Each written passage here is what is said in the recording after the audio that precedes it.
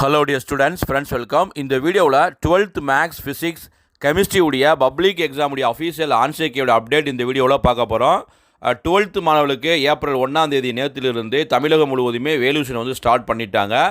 So தேர்வுத்துறை சார்பாக அனைத்து பாடங்களுக்குமே official answer கீயை வந்து பப்ளிஷ் பண்ணிட்டாங்க.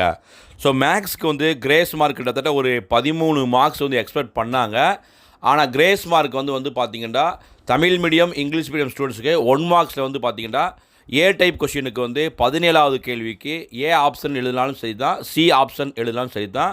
அதே மாதிரி தான் பி டைப் கொஷினுக்கு வந்து 18வது கேள்விக்கு நீங்கள் ஏ ஆன்சர் எழுதினாலும் மார்க் கொடுத்துருக்காங்க, சி ஆப்ஷன் எழுதினாலும் மார்க் கொடுத்துருக்காங்க.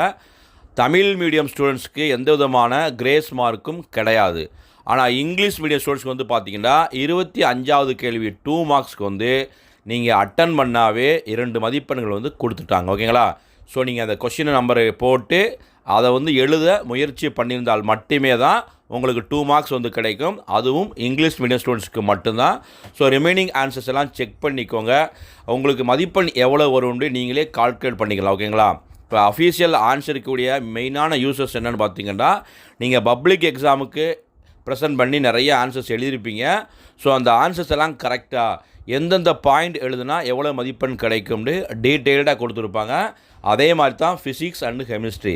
ஃபிசிக்ஸை பொறுத்தளவுக்கு எந்த விதமான கிரேஸ் மார்க்கும் தமிழ் மீடியத்துக்கும் கிடையாது, இங்கிலீஷ் மீடியத்துக்கும் கிடையாது. அதே மாதிரி தான் கெமிஸ்ட்ரிக்கும்.